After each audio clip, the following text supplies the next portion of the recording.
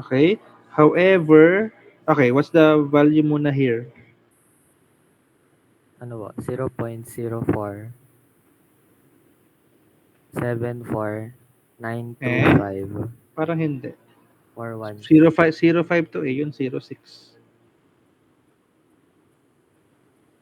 Ay, 0.00 po pala. 004. Opo. Four Ano? seven four 925 417 Okay, and we kilogram po. are asked about for 4 decimal places. 4 significant 4 decimal significant places. That decimal is 0.004749 po. kilograms. Okay, so this is our, actually this is negative because M3 minus M2, right? Ah, yes But po. since our problem already says bled off, the term bled off, we can use the positive version, or we can just write bled air equal to 0.004749 kilogram. Okay, so this is our final answer. May dagdag ka ba ba? Uh, Wala na po, sir. Jerome? Yeah. Okay, ayan po. So, 3, haba na solution. Hindi, malaki lang sulat. Okay? So, that is the solution to your problem 4. Okay? Any questions po?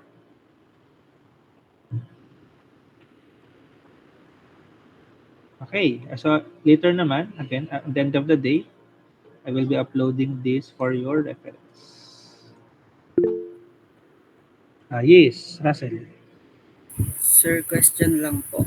Paano po pag Sige. may discrepancy lang po sa decimal? Ang nakuha ko po kasi ay 0.4747 po. 0.4747. You mean 004747. Ay, apo, Imbes na apo. 49. 1, 2. For this one, I will allow because marami siyang zero sa harap.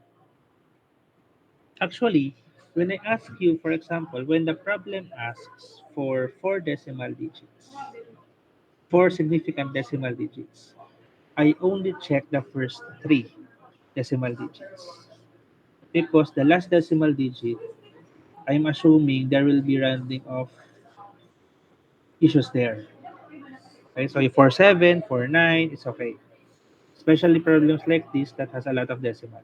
However, the first 3 digits, that should be the same because if you have discrepancy there, it means there's a little bit off na sa mga numbers mo. Malaki na yung discrepancy. Okay? So for your safety, just to be on the safe side, always follow our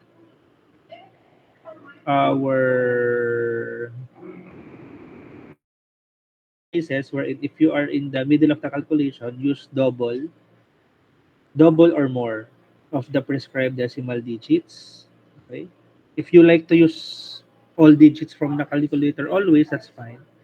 If you want to cut, then just use double the number of decimal digits. That's fine. And then in the final answer, always cut it to the significant decimal places that is prescribed. Okay, and I feel like you will have no issues with the rounding off if you do that. Happy? Thanks, Russell. Okay, so that's it. I hope this topic is easy because this is important because this is the way that you will get your initial values of mass and your density. Density is very important for us. And so problems like this are the initial thing that you will do to get the mass or the volume, and then from there you can solve from the density. Now, what we will do with that density first is we will usually use it to solve for fluid pressure. Okay, fluid pressure, again, pressure itself is defined as the normal force exerted by a fluid per unit area. Okay, it is newtons per unit area or square meter. Newton is the force over unit area, right? So imagine if you have an infinitesimal box submerged in a liquid, okay? That box will experience forces acting on all of its faces, okay? So the force that is applied to the surface, to the faces of the block is your pressure or fluid pressure, okay? Again, pressure is only available for fluids, and for solids, we call it stress. Okay, for your other classes, you will hear this as stress, but same concept, just different material. Okay. Now, pressure also refers to the force exerted by the fluid to its surroundings at a given point. Okay, so it is not only, remember from our Newton's third law, for every action there is a opposite equal reaction, which means if that pressure is the force exerted by the fluid to the object, then that is also the force exerted by the object into the fluid. Okay? So for example, if you have a container here with a sealed cap, okay, if the cap is located at the opening of the container, then your internal fluid or air will have a certain pressure which is low. If you try to push the cover lower and try to compress the air, the gas particles, this will result to a higher pressure. Okay? Because the gas particles, again, same mass, will have a smaller volume to work with. So there will be more pushing onto the walls and the cover or the lid of the container. Okay? So again, same mass in a smaller volume will result to a higher pressure compared to the same mass placed in a greater volume. Okay? So units for pressure, we already encountered kilopascal. Okay? You may also encounter megapascal, Pascal of course, and bar. Okay, so these are the conversion if you need. Okay, you will also later on encounter 1 atmosphere, 1 atm, which is the pressure, air pressure, which is the standard atmospheric pressure, which is equivalent to 1,325 pascals or 101.325 kilopascal or 1.01325 bars. And so these are the very common units that you will encounter in the following sessions. Okay? Especially this value, the ATM, 18, because we will be using the standard atmospheric pressure very often. Very often.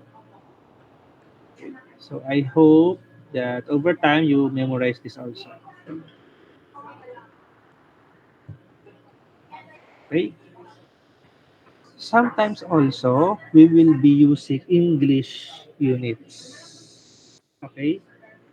And one of the very uh, confusing terms there is the pound force. Okay? Because in English units we have pound for SI units. Our unit for mass is kilograms. Our unit for weight is newtons. However, from the English unit, our unit for mass is pounds. This one, pounds. But our unit for weight is pound force. Okay, so they are different. Okay, remember that 1 pound force is equivalent to 1 pound mass times acceleration due to gravity. Okay, so same just the equivalent in English. Our weight is equal to mass times gravity. So our 1 pound force is equal to our mass, which is 1 pound, times gravity, which is in English units 32.174049 feet per second squared. Okay, so the equivalent will be this one, 32. Okay, for me, I feel what's important if you want to convert, just use this one. 1 pound force is equal to 4.4482 newtons. Okay?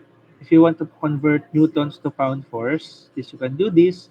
If you want to convert pound mass to pound force, then just multiply your pound mass with 32.174049 feet per second squared.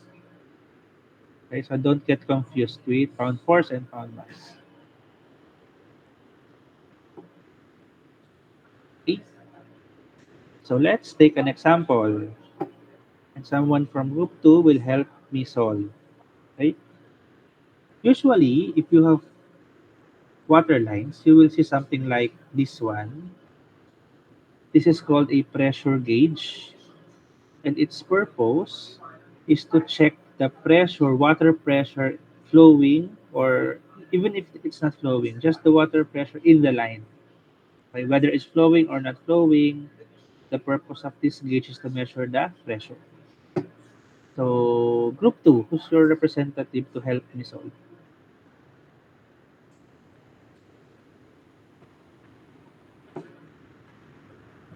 Help me solve means you don't have to solve it beforehand. We will solve it together. You just have to do the pressing and the flow. Okay, group 2. Sino po?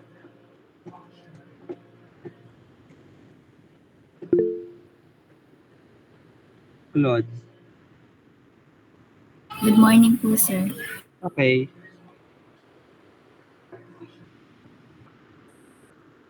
wait lang ha. Yan. Okay, so the pressure water, ay dito na tayo. Lipat ko na kayo sa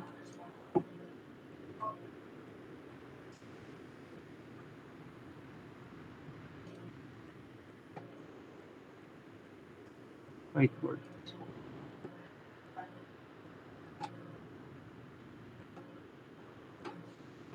Okay. It is said that the water pressure in a water line is 1,500 kilopascal. Okay, that is your pressure. What is the equivalent line pressure in pound force per square feet and pound force per square inches, both with 3 decimal digits? Okay, so let's start with the given po. Oops. Given po, sir, ay pressure is equals to 1,500 kilopascal. Teka lang, naglo-load pang ating whiteboard.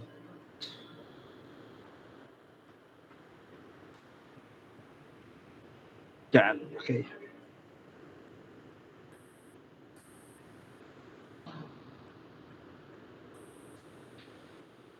Again, given P equals 1,500 kilopascal. Okay? And our find is Ang find po ay pressure in pound force over square feet po. okay, two pressures. Pressure in pound force per square feet And and in PSI po. in inch squared. Okay. So, solving. A. We start agreed 500 kPa. Tapos po, multiply by 20.886 pound force over feet squared Alin over sa ibabaw? Ay, hindi okay. yan pong 20.886 po. So, sa ibabaw si LB, 20.886. Pound per square feet, if you want, pwede na siya isulat as like this, PSF. Over 1 kPa po. 1 kPa. This will result to, The answer po is teka, 300, cancel to, in, anong sabi natin? 3 significant decimal digits. Answer is, ang answer po ay 31,329 po. exact. Yes po, sir. Okay. This is PSF. Okay. Next, Next po ay yung 31,329 po. pound is PSF pound per square feet po. feet. Square feet. Tapos po, multiply po sa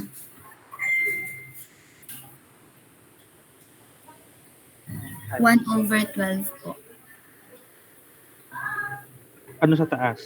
1. 1 po. 12 inches. 10 However, don't square po. forget, naka-square to. Yes Okay, po. so for you to cancel, kailangan i-square mo rin to. Yes po. Okay, para makancel yung feet squared. Ito inches squared. Okay, so answer is 217.563 po. so this would be pound for square inch. Inch. Okay, so others please check kasi kayo nagpipindot. Okay? Okay. Thank you po, sir. Thank you. So that's it. Okay, so conversion challenges, usually the error here is with usually in the area. If you forgot to square the conversion factor. Okay? But everything else is easy. However, of course, these conversions will not always be here. Okay, so if you can memorize, try to memorize. Or if you can't memorize, then you break this down. You break down the KPA into newtons per meter squared. And from there, you convert your newtons to pound force and your meter squared to feet squared. Okay? But if you can, you can again memorize this. Okay, any question with this one? So these are just the unit managements for pressure. Okay. Next, so that's your pressure units. Next is atmospheric pressure. As we said earlier, this value, the 180 m, which is equal to 101,325 Pascal, is your atmospheric pressure. Now, what does this mean? Okay? Atmospheric pressure is basically the pressure we experience because of the air above us. Okay? For example, for me, I'm standing here, but for example, here in BSU, there is air that is actually directly above me. Okay? And I am actually carrying the weight of that air. That weight is pressing onto my head because it is above my head. And that column of air has weight. And that weight over the area of my head, that is the pressure that I am experiencing. Right? Which means if you are in a high altitude, you will experience a low pressure because there is less air above you. There is less air that you are carrying or is pressing against you. If you are lower, for example, at the top of Mount Everest, you have a little bit higher pressure. compared to the previous one, the atmosphere. Because again, there's a larger column of air that you are carrying. The more you go down, or the more you go closer to the ground, then the larger the longer, the taller the air column is above you. So the larger pressure you experience. And at sea level, right, which is the standard level, right, the total air column that is above you induces or causes a pressure of 101,325 Pascal. So that is where this value of 101,325 Pascal comes from. It is the pressure exerted by the air above you onto you, which means like the air is on you. You are carrying that. Okay, so that is the source or the reason why as you go up, as you if you are in an airplane, as you go up, the pressure is lower because there is less air above you, which is why air pressure planes in airplanes needs to be controlled, right? Because we cannot breathe in areas of very very low pressure. Okay. So any question about atmospheric pressure? This 101.325 kilopascal, we will be using it almost always. Okay. So next is the absolute or gauge pressure. Okay. Absolute pressure or gauge pressure is the actual pressure. Absolute pressure is the actual pressure measured against absolute zero pressure. Okay. While gauge pressure is the measurement relative to a standard atmospheric pressure. So again, our standard is 101.325 kilopascal. So if I have a gauge pressure, then that is the measurement above the atmospheric pressure, or P absolute minus the reference pressure, which is PATM. So P gauge is the net pressure relative to atmospheric pressure. Okay. Now, if your absolute pressure is lower than the atmospheric pressure or 101.325, it is called vacuum pressure instead of gauge pressure. Okay? So, gauge pressure is the value above atmospheric pressure. Vacuum pressure is the value below atmospheric pressure. So, graphically, it will look like this. Right? This is our absolute zero, P absolute. Your atmospheric pressure or 101.325 kilopascal is this one, the red one. Okay, so that's why if you see PATM is zero absolute pressure up to PATM. Okay, your P gauge would be the difference of your P gauge.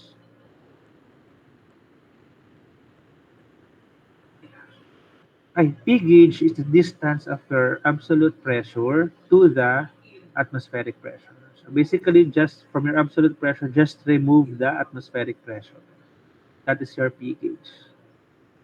If it is P vacuum, then that value is below the atmospheric pressure. So you have to subtract that from your ATM. Okay, and your absolute pressure will be lower than your atmospheric. Okay, it is a little bit confusing, I think, for now, but as you use it, you will be used to it. Okay?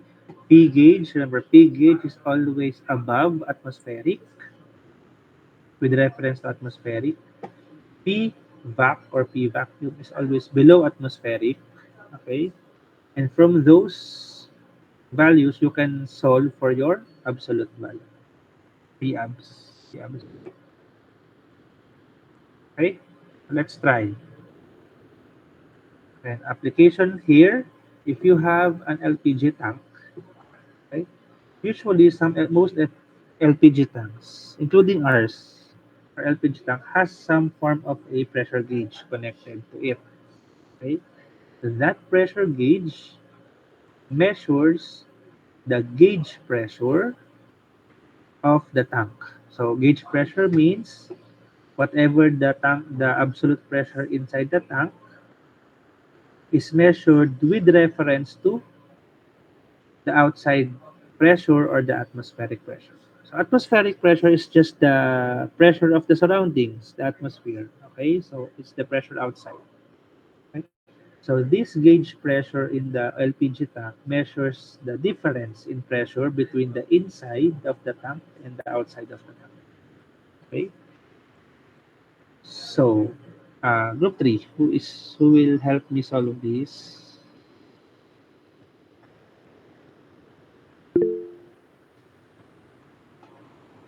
Uh, si Gab. Hello po, sir. Wait lang, lag lang natin. 3. Gab.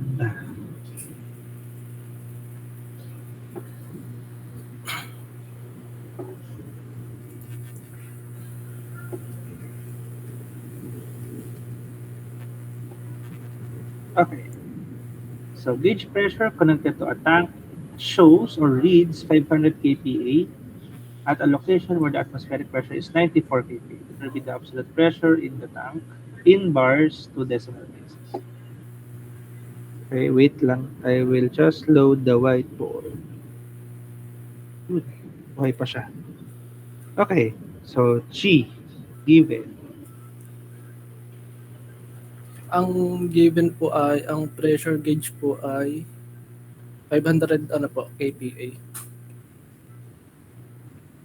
Sa ano po yan? Pwede pong diretso conversion na po? Or sa solution pa po?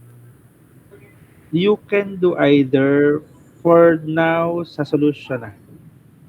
Sige po. And ang atmospheric pressure po ay 94 kilopascal po. Sometimes, if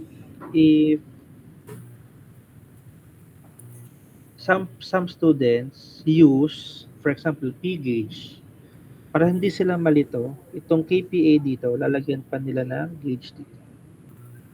Okay po. Okay. You can do that or you may not, well, since there's already gauge here. But it's up to you. Okay. Okay, and then find Okay po ay absolute pressure. P abs. We are asked about the absolute pressure in bars. Okay? So Yes. first, okay, solve natin. Ang formula pong gagamitin ay absolute pressure po is equal to atmospheric pressure plus ano po, gauge pressure po. Okay. Okay. So if we are talking about gauge pressure, then again that is always with respect to atmospheric pressure. So you have to add the value of atmospheric pressure to the number. Okay? So this would be Ayan po ay mababa na pa. 500 kPa po yung pressure gauge po times Plus maya natin i-convert. okay po. Plus ano po? Ano po yung gauge? 94 po. 94. Bakit ang sulat? 94 kPa po. Okay. Is equal to ano po? 594 kPa Okay. times ano po? 1.01325 bar over 101.325 kPa po.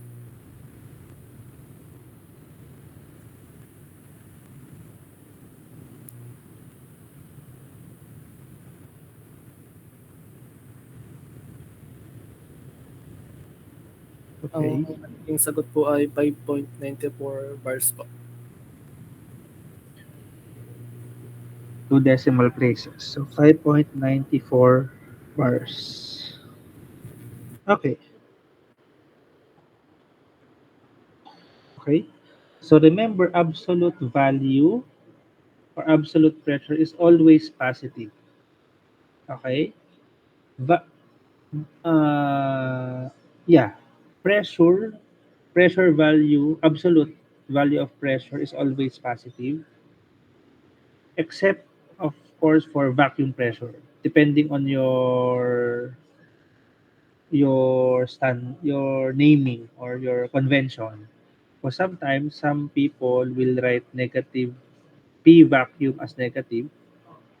Okay, some naman will write P vacuum as positive kasi the word vacuum already signifies that it is below atmospheric pressure. Okay, so do not get confused about that. Actually, the problem is only in vacuum, but for gauge, it is always above. It is always above atmospheric pressure. No negative value will happen there.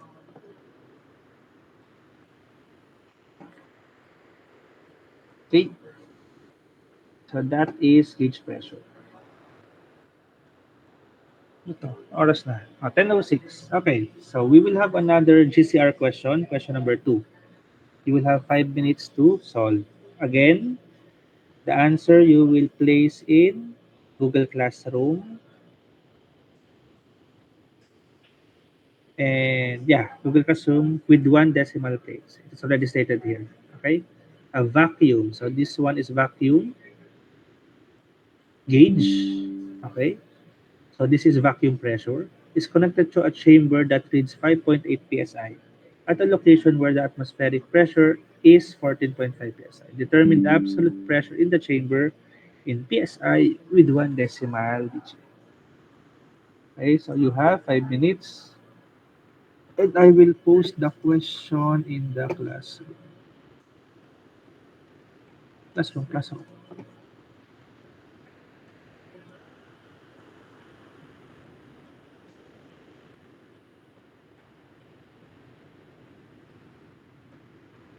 YouTube.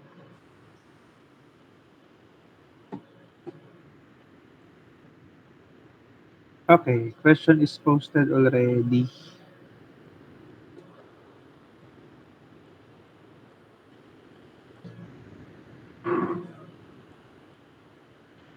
So for that one, you need to type your answer.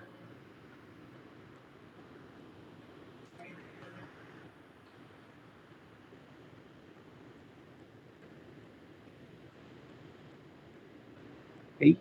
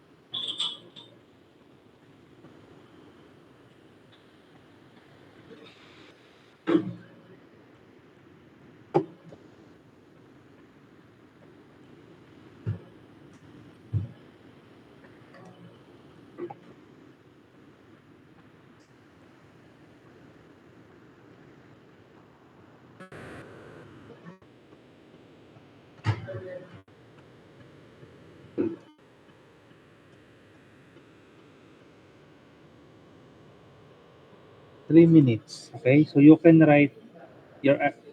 can write your answer with the unit PSI. It's also okay to to not show the unit anymore since I already said PSI, but follow one decimal place, one significant decimal digit.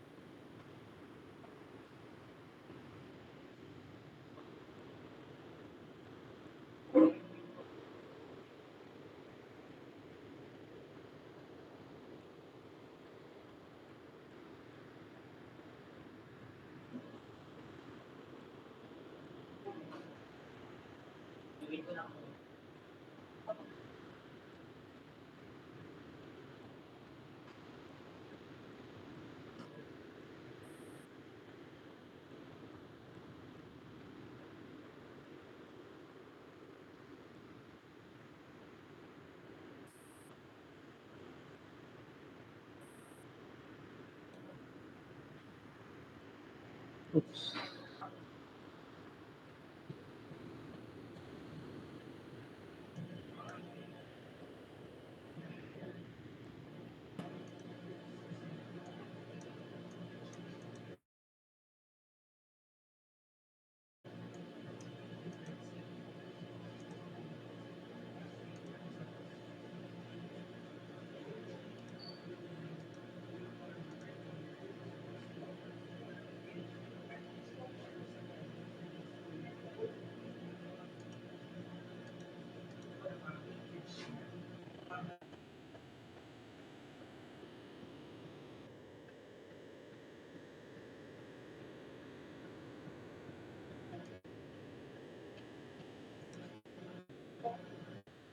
Okay, 5 minutes is up.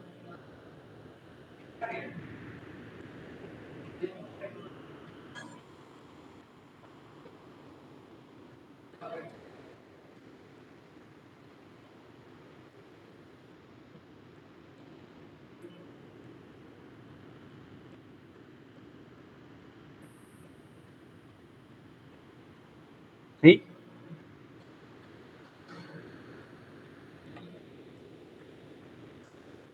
oops. Wait.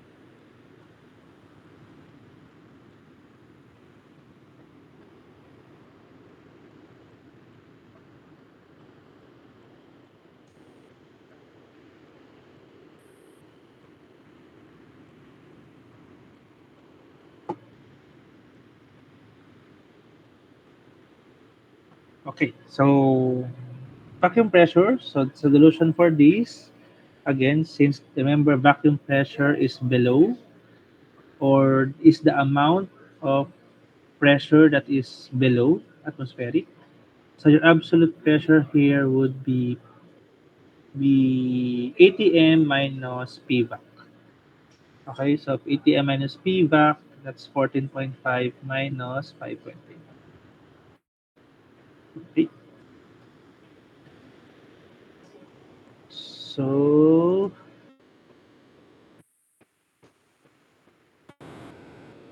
where is my slide? Yan, okay, so let's go move forward. Pressure at a point. Okay, remember that we said earlier, remember this one, okay? Remember that pressure, if you have a very, very infinitesimal size box submerged in a fluid, then that box will experience pressure on all of its faces. Okay? For fluids, since that box is very, very small, we can say that the particle or that molecule, for example, experiences the same pressure all around it. Okay? So from the top, from the bottom, from the sides, the pressure experienced by the particle is equal. And that pressure can be obtained by rho GH. Right? Rho is again your density of the fluid or liquid. G is your acceleration due to gravity. And H is the height of the liquid or depth of the liquid. This pressure of fluids is actually the same concept as our atmospheric pressure earlier. Remember, in atmospheric pressure, the pressure is caused by the column of air that is above us or above the object. Right? Since we are basically carrying the load of the air above us. So for fluids or for liquids more specifically, it increases with depth because as a result of the added weight it carries above it. So same concept, the pressure at a point below the liquid is affected by the amount of liquid it is carrying above it. Okay? So if we are talking about air, then we are talking about the air we are carrying above us. But if we're talking about liquids, then it's also the same. That pressure is affected by the weight of the liquid above it, right? And that weight of liquid above it is rho gh. Remember, rho g is your specific weight, right? So that's your Newton per meter cubed.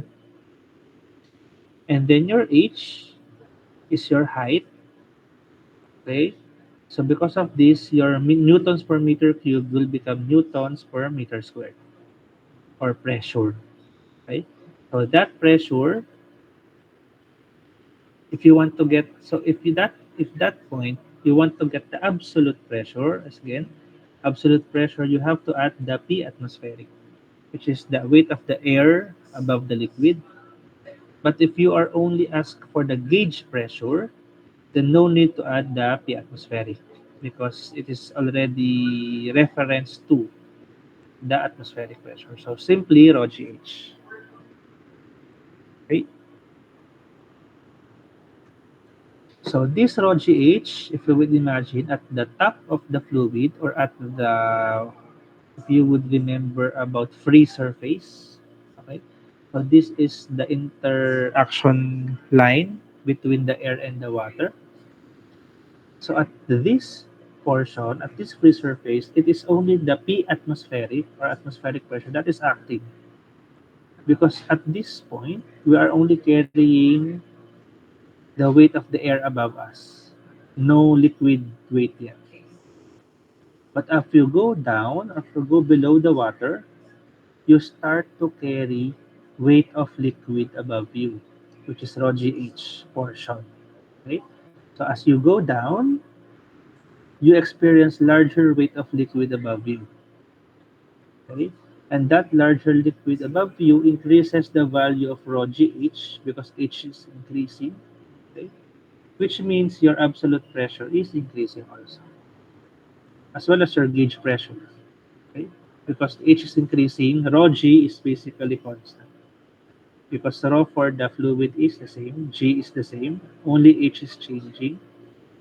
So as you go deeper, or as H increases, your gauge pressure increases. So, okay, any question po about this concept of pressure and depth? So in visually, it looks like this. Okay? Above the liquid, we are only experiencing atmospheric pressure, the pressure due to the air. Okay? At the surface or at the free surface of the liquid, we are again only experiencing weight of the air, okay? The atmospheric, because there is still no weight of liquid above. Okay? Within the fluid, okay, you start to experience rho GH, okay, because you have an H component now and rho G of the liquid. Okay? At any point, remember at this red line, all the points in this red line experiences the same pressure because they have the same rho GH. Correct? Same rho, same G, same H. Yes, same depth. Okay? If you go deeper, all of the liquids at these points also experiences the same pressure because again, same rho, same G, same H or depth. Okay, so all of these points, even if they have different orientations, have the same pressure. Okay, so as long as you have one body of water, all the points at the same depth or the same elevation have the same pressure. Okay, so that's one beauty of fluid pressure. As long as you are at the same height, even if you are not at different points in the liquid, you will experience the same pressure because the only variable is the H, the depth of the liquid. Okay? Again, doesn't matter the shape or the size of your container. As long as you have the same H, you have the same pressure. And as long as you have the same liquid, of course, which means same density. Okay? A same liquid, same H will give you same pressure no matter what the shape, no matter what is the shape of your container.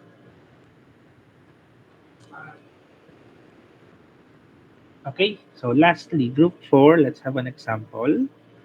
Determine the pressure exerted on a diver at 20 meters below the free surface of the sea. Assume a barometric pressure of 401 kPa and a specific gravity of 1.034 seawater in Pascal 3 decimal places. Okay, so group 4, sino po ang who can... Hello, sir. Hello, hello. Good morning. Ooh, Mark. Yes, sir. Ako po. Isay. Yun. Okay, hanap tayo.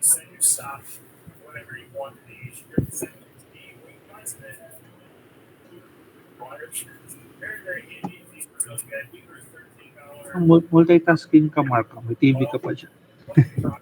Hindi po sa dorm po yun. Sorry po. Okay lang. Lamang ka naman. Lamang naman boses mo. Okay. So, okay, let's start with the given again. Sige.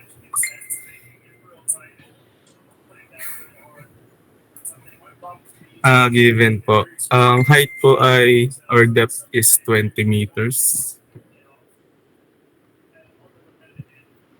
Ang P gauge po ay 101 kPa. When we say barometric pressure, then that Barometric. Ay, is atmospheric pa po yun. PTM. Okay, because Atmospheric that is from barometer. So what's 101 kPa? Specific gravity 1.03. Okay. And we are asked to find the pressure. Silence. Ingay po nila. Jesus. Pressure. So it is not indicated here if it's a gauge or absolute. But if you are only asked about pressure, then that is absolute. Atmosphere pressure 101 Okay. plus rho GH. So P is P of ATM at plus rho GH.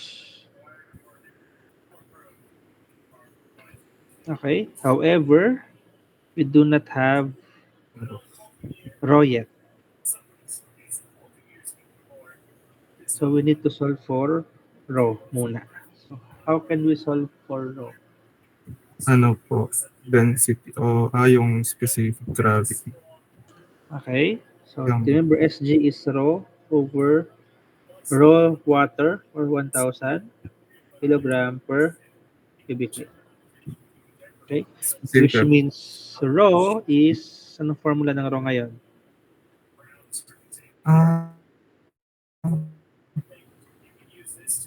Ah, density G. Sg times 1000 Ah, kg per meter cube. meter Okay? cube. Which will give us the rho of our seawater, which is 1.3 times 1,000. 1.03 to. 0.03 times 1. 1,030 po. Okay. Kilogram per Meter cube. cubic meter. This is our rho. And for using that rho, we can now solve for our P absolute, Absolute. which is 101 plus 101 is 1,030 kilogram meter cube times plus, gravity. Gravity po is 9.81 okay, meters per gravity, second if it is squared. not given, use 9.81 meters per second squared Squared. And then times 20 meters po. times h, which is 20.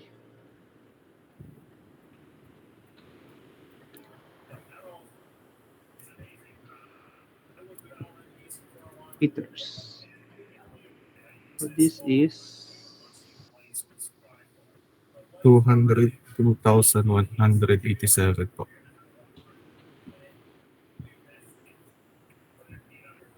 remember that this portion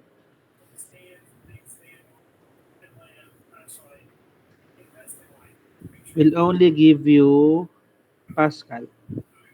Pascal. Divided by 1,000 po. So, kung may KPA doon, you Times can, 1 over 1,000.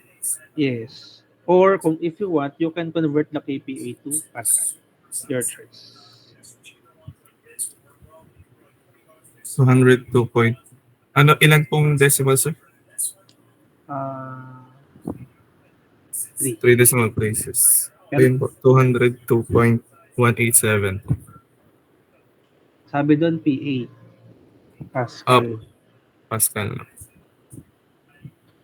So, 202,000. Point, hindi po, 202.187 po. Kasi ito, 101 KPA na. Po. So, in Pascal, 101,000 na yan. Tapos, pinag-plus pa ako nito.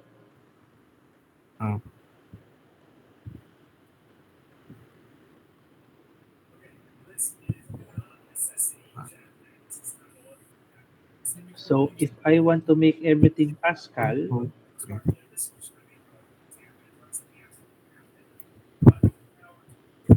it's better if I just multiply this to 1,000 PA over 1 kPa para makancel si Pascal. 1012. Okay? So, ano ulit sagot? Plus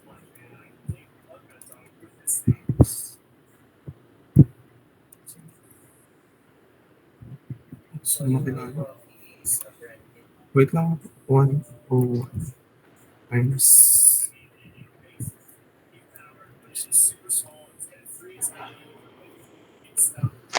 plus 30.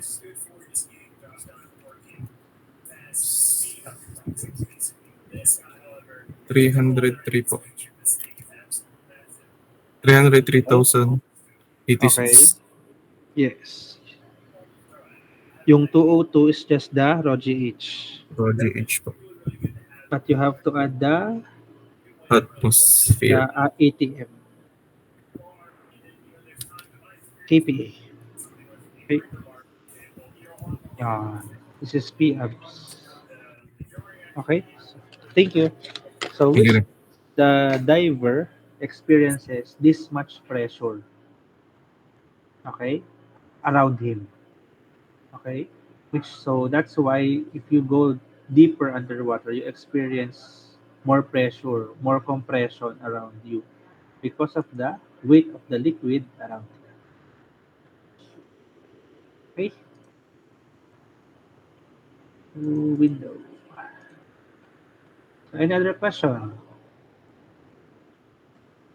Okay, so those are some of the sample problems that we have for pressure. So other group 5, group 6, kayo naman yung next meeting na. Okay, hindi kayo inaabot today. Okay? Other questions? So tomorrow, we're still online. No, we start our session with a GCR question again. I'll give you 5 minutes to do that. Then we start with a new topic. Then I will discuss a take-home quiz for you. Okay? So bukas natin i-discuss. Any other question? Curious questions? Okay, wala na po. Then that will be all for the day. Tomorrow again, see you for another online class. Thank you po. Thank you po. Thank you po.